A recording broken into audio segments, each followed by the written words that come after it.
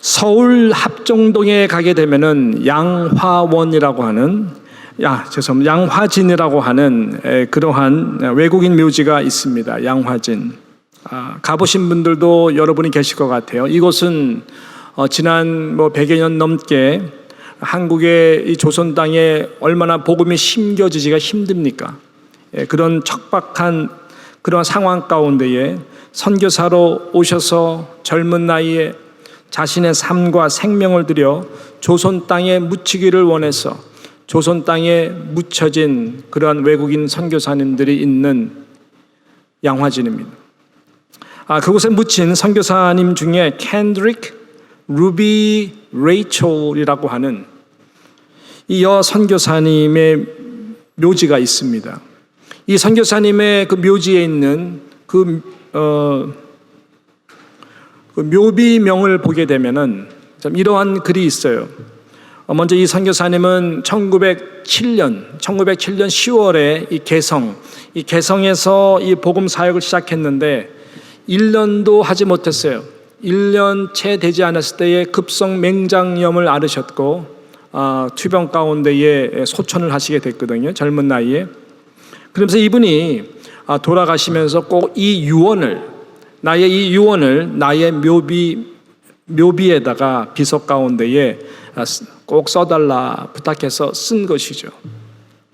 어떻게 그 묘비에 써 있냐면 이렇게 써 있어요. 만일 내게 1천 생명이 있다면, 만일 내게 1,000개, 1천 생명이 있다면 그것을 모두 조선에 주겠노라. 조선에 주겠노라. 여러분, 우리 모두가 이런 놀라운 이 복음의 사랑에 빚진 자들입니다. 특별히 우리 한국 그리스도인들이라면은 이러한 묘비명 앞에 우리는 머리를 숙일 수밖에 없습니다.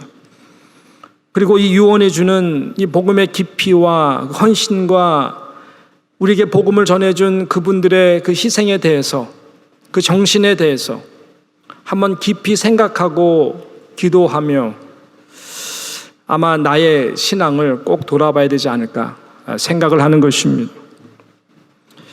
그래서 양화진에 가게 되면 그 묘비명들이 참 많은 감동을 주고 또 그것을 우리가 묵상할 때에 아는 사람들이 그 앞에 머리를 숙일 수밖에 없는 것입니다.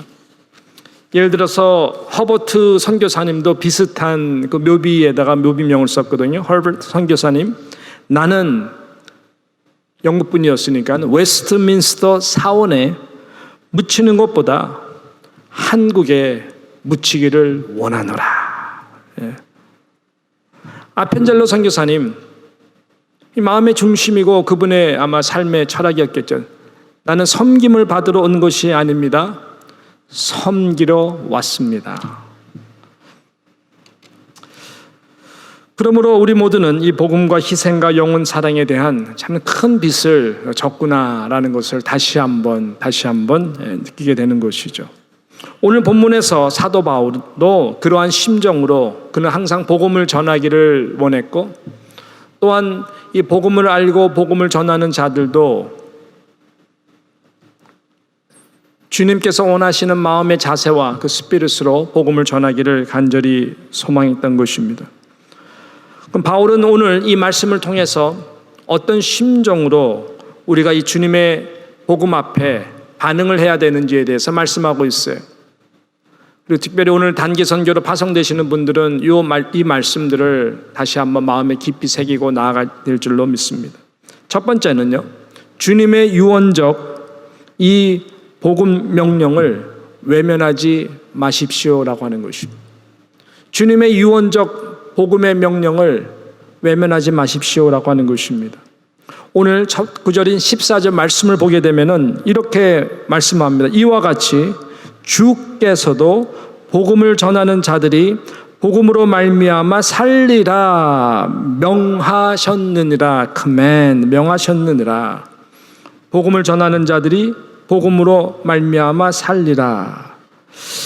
여러분, 복음을 전하는 이 선교나 이 증거적 삶은 교회와 모든 성도들에게 예외가 없습니다. 이것은 이것은 예외가 없고 모두에게 주신 중요한 사명이고 소명인 것입니다. 왜냐하면 주님의 명령이기 때문에 그런 것이죠. 주님의 지상 명령이고 주님이 이 땅에 오신 그 목적이 갈릴리 예루살렘에서 마치는 것이 아니라 땅 끝까지 온 땅 가운데에 반드시 이루어져야 되는 복음의 열매 때문에 그런 것입니다. 그래서 우리 주님은 갈릴리밖에 모르는 이 무식한 갈릴리 어부들 제자들에게 또 많은 사람들에게 이렇게 말씀했어요. 마가복음 16장 15절에 보게 되면은 또 이르시되 너희는 온 천하에 다니며 만민에게 뭐예요? 복음을 전파하라 라고 말씀했어요. 이 주님의 명령의 말씀을 사도 바울이 그대로 받았죠.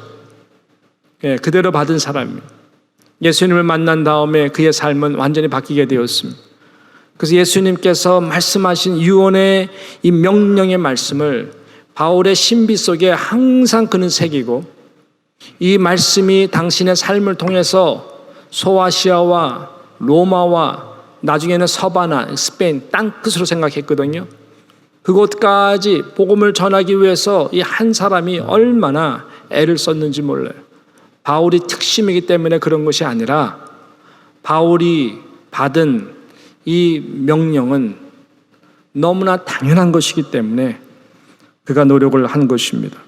그래서 바울은 오가는 모든 세대 가운데에 특별히 하나님의 모든 믿는 백성들에게 디모데전서 6장 12절을 보게 되면은 이렇게 말씀하고 있습니다.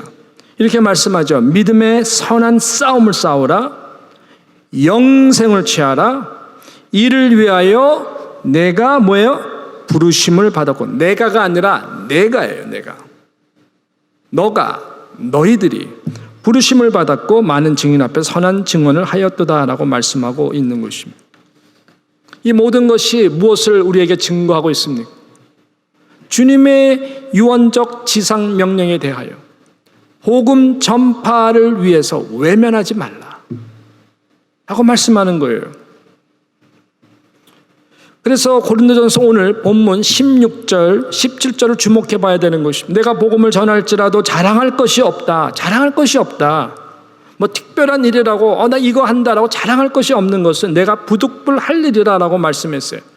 이건 당연히 성도라면, 당연히 복음을 받은 사람이라면 전해야 된다. 만일 복음을 전하지 아니하면 내게 화가 있을 것이로다 라고 말씀하고 있어요. 17절에 보니까 내가 자의로 이것을 행하면 상을 얻으려니와 내가 자의가 아닌 억지로도 자의가 아니라 할지라도 나는 사명을 맡았노라 라고 말씀하고 있습니다. 사랑하는 성도 여러분, 다른 건 다 몰라도요, 우리 신앙생활 가운데에 주님이 유언적으로 명령하신 그 복음 전파 말씀이라면 하고 싶든 하기 싫든 상황이 되든 상황이 되지 않든 건강하든 건강하지 않든 중고등부 대학생이든 나이가 드신 어르신이든 상관없이 우리가 기도라도 시작해야 되지 않을까요? 그리고 하나님께서 반드시 나의 기도를 귀하게 여겨주시사 어떠한 모양이라도 주님의 유언적 지상 명령을 순종하고 열매를 맺도록 길을 열어주지 않을까? 그런 기대감 가지고 살 수는 있잖아요. 할렐루야. 예. 이번 단기 선교팀은 뉴욕을 떠나게 됩니다. 아까 말씀드린 그 나라로 저희들은 발을 향하게 될 것이요. 지상 명령을 지경을 넓혀서 저희들은 순종해서 가게 될 것입니다. 그럼 저와 여러분은 이곳에 계시면서 아무 상관없다 이러시겠어요? 아니죠. 나도 뉴욕이라고 하는 이 땅 가운데서 있으면서 보낸 저들을 위하여 함께 기도하고 함께 참여해야 되겠구나. 그런 마인드로 살아가시기를 바랄 뿐만 아니라 한 사람이 한 영혼을, 온 천하보다 귀한 그 한 영혼이라도 주여 내가 품게 하여 주셔서 복음의 열매가 나타날 수 있도록 하나님 은혜를 내려 주시옵소서. 그것이 여러분의 남편이든 여러분의 자녀이든 여러분의 친척이든 여러분의 이웃이든 같은 노인 아파트에 사시는 분이든 날마다 여러분의 가게에 찾아오는 다민족 영혼이든 그렇게 좀 나아갔으면 정말로 좋겠습니다. 이 은혜가 우리 모두에게 함께하기를 축복합니다. 자, 두 번째는 어떻게 이 주님의 유언적 복음 지상 명령을 우리가 이루어갈 수 있을까요? 우리의 자세를 말하는 것입니다. 섬김입니다. 섬김으로만, 오직 섬김으로만 이 복음의 열매를 맺을 수가 있다라고 바울은 우리들에게 이 자세를 전하고 있는 것입니다. 자, 18절 그리고 19절 말씀을 한번 볼까요? 이렇게 말씀합니다. 그런즉 내 상이 무엇이냐? 내가 복음을 전할 때에 값없이 전하고 복음으로 말미암아 뭐라 그래요? 내게 있는 권리를 다 쓰지 아니하는 이것이로다. 19절 내가 모든 사람에게서 자유로우나 스스로 모든 사람에게 종이 된 것은 이유가 뭐예요? 더 많은 사람을 얻고자 함이라 라고 말씀. 우리 모두에게도 그렇듯이 바울에게도 자신에게 있는 권리들이 있어요. 근데 권리를 다 쓰지 않았다. 이 말은 내가 한 영혼이라도 더 섬김으로 구원하도록 얻기 위하여 나의 자의적 주장을 내려놓을 줄 알았다라고 하는 것입니다. 19절에는 오히려 더 자신을 많은 사람들에게 내가 종이 되기로, 종이 되어서 서번트와 같이 저들의 영혼들을 섬기기로 내가 헌신하였다. 이유는 한 사람이라도 더 많은 영혼이라도 얻고자 하기 위함이다 라고 말씀. 여러분, 이만큼 여러분 스스로가 낮추고 섬기는 일이 정말로 어렵지만은 이것이 많은 사람들을, 많은 영혼들을 주님 앞으로 인도하는데 참으로 귀하다라고 하는 것입니다. 단기 선교는 가서 섬기는 일이죠. 우리 선교사님들은 그곳에서 많은 영혼들을 섬기시는 분이십니다. 이유는 다른 것이 아니라 많은 영혼들 주님 앞에 인도하기 위하여 애쓰는 거예요. 오직 복음의 열매는 그렇게 맺어지게 되는 것입니다. 한 알의 밀이 땅에 떨어져서 섬기지 아니하고 그대로 한 알 그대로 있으면은 절대로 복음의 열매를 맺을 수가 없습니다. 그러나 그 한 알의 밀이 땅에 떨어져서 남을 위해서 썩고 녹아지게 될 때에 다른 많은 영혼들이 주님 앞으로 오게 되는 열매를 맺을 수가 있는 것입니다. 주님은 이것을 너무나 아셨죠. 그 주님께서는 그래서 우리들에게 귀가 따갑도록 아주 중요한 메시지를 우리들에게 지금 마가복음 10장 45절에서 이렇게 증거하고 있는 것입니다. 우리 같이 함께 읽었으면 좋겠어요. 이렇게 말씀합니다. 인자가 온 것은 섬김을 받으려 함이 아니라 도리어 섬기려 하고 자기 목숨을 많은 사람의 대속물로 주려 함이니라. 대통령보다 더 높으신 하나님의 아들이신 예수 그리스도가 이 땅에 오셔서 이렇게 섬기러 오셨대요. 저와 여러분을 섬기러 왔고, 그리고 많은 사람들의 목숨을 대신하여 대속물로 십자가에서 자신을 찢어서 썩은 녹은 미라가 같이 되어주신 것입니다. 그 이유는 무엇일까요? 많은 사람, 많은 영혼들을 구원하기 위해서 그렇게 하신 거예요. 아펜젤로 선교사님의 묘비명처럼 섬김을 받으러 온 것이 아니라 섬기러 왔습니다. 이번 단기 선교팀 너무나 감사해요. 섬기기 위해서 헌신하신 것 너무나 감사한데, 제가 정말 부탁하기는 이번 기회에 더욱더 여러분의 라이프 스타일 그 자체가 정말 섬기는 자로서 거듭나고, 이것이 정말 섬기는 삶이구나. 완전히 inside and out, 완전히 변화가 있는 그런 멋진 인생으로 나아가기를 주님의 이름으로 축복하는 것입니다. 그래야 여러분이 돌아와서 공동체 가운데 하나의 밀이 되어 썩어 섬김으로 많은 영혼들, 우리 교회 가운데 많은 영혼들을 또 섬기는 자로 만들어줄 수가 있는 것이죠. 섬김이 이 섬김을 낳는 것입니다. 그럴 때 우리는 복음의 공동체가 될 수가 있는 것입니다. 할렐루야. 이 은혜가 있기를 진심으로 축복하고 소망하는 것입니다. 저는 이제 말씀을 마치도록 하겠습니다. BC 490년입니다. 이 헬라에 속한 아데네 이 군사들과 이 페르시아의 한판을 거는 아주 중요한 전쟁이 있었습니다. 거기서 이 아테네 군사들이 승리를 하게 됩니다. 승리한 후에 한 병사가 명령을 받고, 여러분 이 승전, 이 승리의 승전의 뉴스를 전하기 위하여 이 마라톤이라고 하는 광야에서 아테네까지 42km를 한 번도 쉬지 않고 달려간 거예요. 이 소식을 전하러 가서 승전의 기쁜 소식을 전하고 쓰러져 죽었다라고 하는 이야기를 아마 들어본 적이 있었을 것입니다. 트루 스토리예요. 그래서 거기서부터 기인해서 마라톤 경기가 시작이 된 것이죠.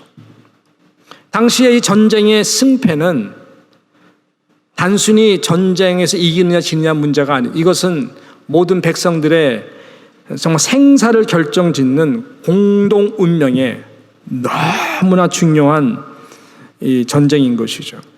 그렇기 때문에 모든 백성들은 숨을 조아리면서 승리했을까? 패했을까? 패하면 우리가 저들의 노예가 될 터인데. 그래서 이 승리의 소식은 모든 백성들에게, 두려움과 걱정에 있는 저희들에게는 너무나 최고의 기쁜 소식인 것이죠. 아마 이 군인도 그 소식을 전하기 위해서 쉬지 않고 빨리 가서라도 전해야 되겠다 해서 뛰어가서 너무 무리를 해가지고 쓰러져 죽은 것 같아요. 저는 이 내용을 보면서 그리스도의 군사라고 사도 바울이 자주 표현을 했는데, 모든 성도들은 다 그리스도의 군사거든요. 저는 우리 그리스도인들이 다 이런 군사의 정신이 중요하구나. 할렐루야. 여러분, 내가 가야 되는데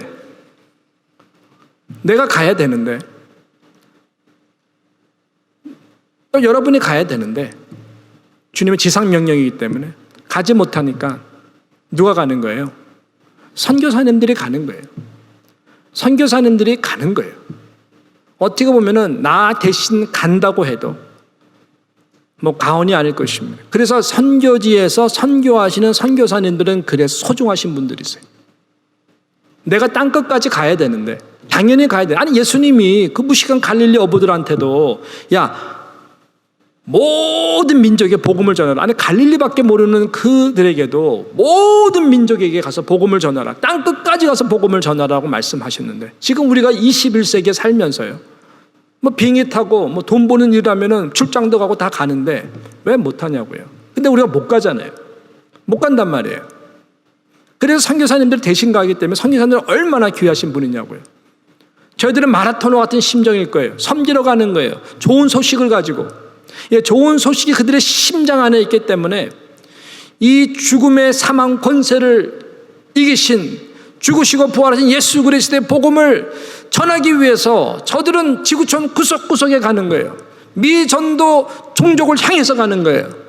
얼마나 지칠까요? 영적 전쟁터거든요. 교회가 없는 그곳은 영적 전쟁터예요. 그렇지만 이미 승리하신 주님의 명령을 받고 그들에게 복음을 전하기 위해서 마라토너와 같이 끝까지 선한 싸움을 싸우고 믿음의 경주를 달려서 주님 앞에 설 때까지 가는 분들이 선교사들이에요. 저는 정말 많은 선교사님들을 알아요. 인도네시아에 있을 때도 여러 선교사님들 만났고 좀 몇백 명의 선교사님들. 근데 그분들은 저랑 대화할 때는 애완을 가지고 대화를 하거든요. 상담은 아니겠지만 상담같이 대화를 해요. 어려운 부분들. 성도들하고는 얘기를 안 하죠. 선교사님들 어떻게 성도들한테 나 이렇게 힘들어요, 못하겠어요, 간두시고 이러지 않군요. 그럴 수가 없잖아요. 그러니까 저랑 대화할 때면 애완들 이야기 다 한다고요. 얼마나 외롭고 얼마나 고독하고 얼마나 힘들고 마라토너와 같이 포기하고 싶고, 그렇지만 그럴 수가 없잖아요. 물론 섬김의 인생은 어렵습니다. 나를 챙기지 않고 다른 영혼들을 구하기 위하여 복음을 전하는 것뿐만 아니라 섬김을 통해서 이게 열매가 나오니까 얼마나 힘들겠냐고요. 누가 그들을 섬기겠습니까? 별로 없어요. 그래서 더 힘든 거예요. 그래서 선교사님 아내들의 마음들이 다 쫄아들어가고 병을 앓고 그래도 말도 못하고, 그래서 MK들이 상처도 많이 받고 누릴 거 누리지 못하면서, 아니 부모님의 선교사지 내가 선교사인가? 목사 자녀들도 그렇거든요. 아니 아버지 엄마가 목사고 사모지 내가 무슨 목사인가? 성도들의 기대치 가운데 얼마나 아이들이 눈치 보면서 상처받는지 몰라요. 누가 가서 위로하고 선교하겠냐? 저와 여러분이 가야 되는데 우리 안 가잖아요. 여러분 얼마만큼 여러분 삶 가운데 여러분 때문에 힘받고 위로받는 선교사님들이 얼마나 많으세요? 이거 회개해야 돼요. 저도 회개해야 되고 여러분도 회개해야 돼요. 그래서 단기 선교팀이 가는 거예요. 단기 선교팀이 가서 무슨 일을 얼마만큼 많이 하겠습니까? 저는 단 한 가지라고 생각을 해요. 그곳에서 마라토너와 같이 기쁜 소식을 위하여 수고하고 섬기는 선교사님들을 최대한으로 섬기고 오라. 그분들이 하는 말에 전적으로 내 의견 달지 말고 하라는 거 하고, 선교사님, 특별히 사모님들 서프라이즈를 다 동원해가지고 사모님들 많이 위로해주고 행복하게 해주고, 우리가 계속 기도하겠다고 힘내시라고 응원해주고 와라. 특별히 그 가운데 MK들 선교사 자녀들이 있으면은 있는 용돈 다 털어가지고 다 주고 오라. 섬겨라. 그분들은 섬김을 받을 수 있는 기회가 없어요. 가서 이렇게 잘 섬기면요, 그 섬김을 받는다, 누군가 나를 기억해 준다고 하는, 기도해 준다고 하는, 응원해 준다고 하는 그것 때문에 저분들이요 감동을 받아요. 그리고 그 감동을 받은 그 감동으로 많은 영혼들을 힘있게 섬길 수가 있고, 그리고 그들을 구원하는 일에 지치더라도 쓰러지지 않고 계속해 나갈 수가 있을 것입니다. 할렐루야. 그럼 이번 단기 선교 팀들이 되기를 간절히 소망하는 것입니다. 그리고 여러분 자체가 섬기는 자가 되어서 돌아오십시오. 그러면 되는 거예요. 그리고 인생을, 평생을 섬기는 자로서 사십시오. 어떤 자들이 가장 큰 자일까요? 하나님의 나라 안에서는 가장 큰 자는 예수님 말씀하셨어요. 섬기는 자라 그랬어요. 섬기는 자들이 가장 큰 자들이. 저는 우리 뉴욕 장로교회가 그런 교회가 되었으면 정말로 좋겠습니다.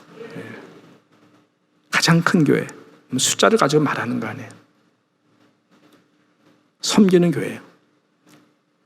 서로 섬기는 교회.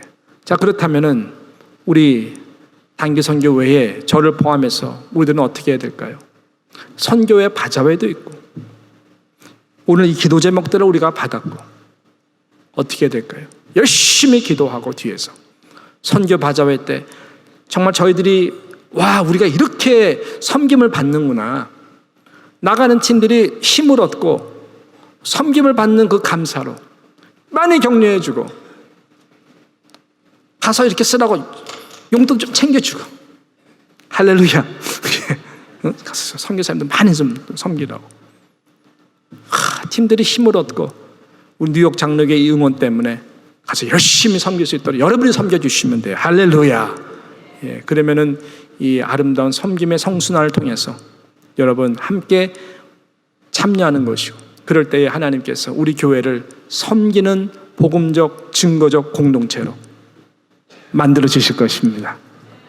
이 은혜가 우리 가운데에 함께하기를 주님의 이름으로 축복합니다. 이것이 복음으로 말미암아 살리라라고 하는 이 사도 바울의 말씀, 주님의 명령을 외면하지 않고 우리 모두가 부득불 자랑하지 않고 뉴욕에 있든지 단기 선교로 나가든지 모두가 함께 순종하고 섬기는, 하나님의 나라를 위해서 섬기는 하나님의 백성들 다 되신 주님이 높여주신 은혜가 있기를 주님의 이름으로 축복하는 것입니다. 할렐루야.